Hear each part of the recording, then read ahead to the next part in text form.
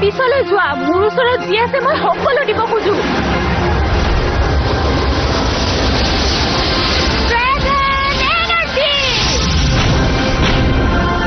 তুমি ঠিকে আছানে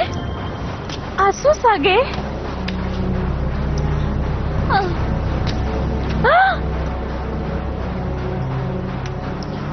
শান্ত হৈ গল আমি চাগে কৰিলো